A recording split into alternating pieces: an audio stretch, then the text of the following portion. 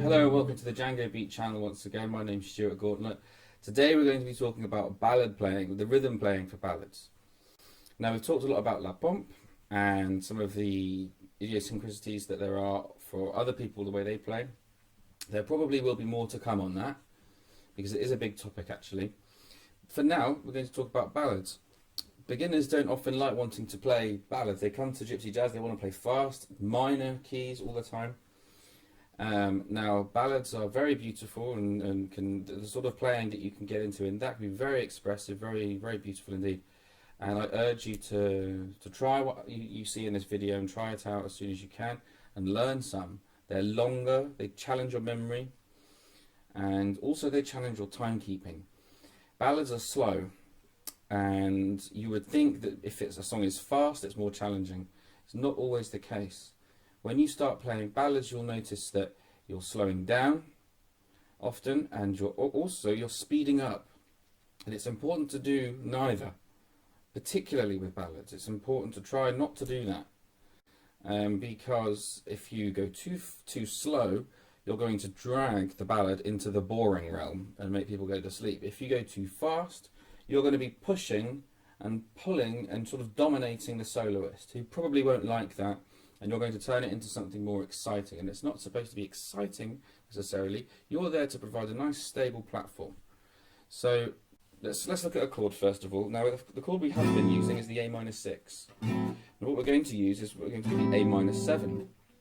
Now to play that, what you're going to do is you're just going to move your ring finger across and bar the G, C and the E here. The open E is muted by your ring finger also. Your middle finger then goes back onto the A, and you have this. And it's muting the A, yeah? So you strum it all as if it's all open. Now, this is how I'm going to suggest you keep time. The first thing that I've noticed is that gypsies, quite often, what they do is they bounce their arm double time, like this.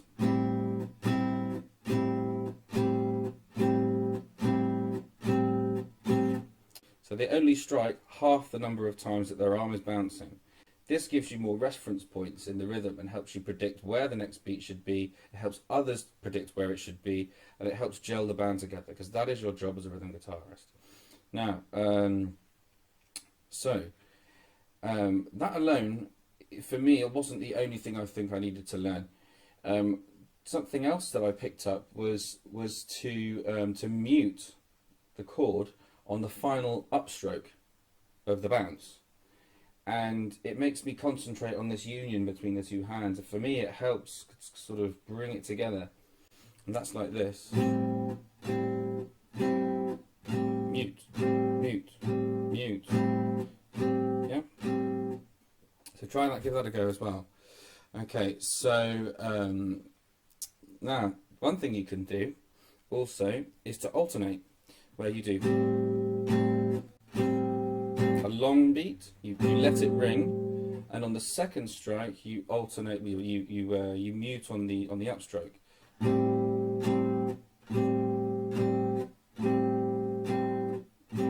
It's going to help you to keep very straight, and it's another slight difference in dynamic.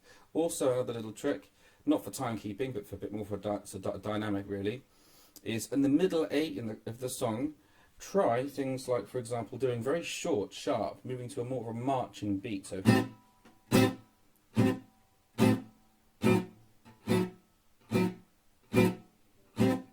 and then move back for the chorus, or vice versa. Experiment.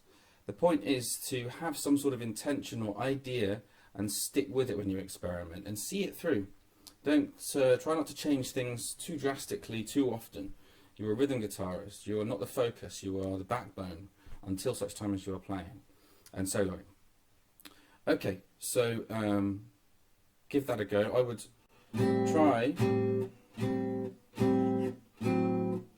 changing from this chord, this new chord, to this one, the previous chord, the A-6, and we're going to go further with that in another topic.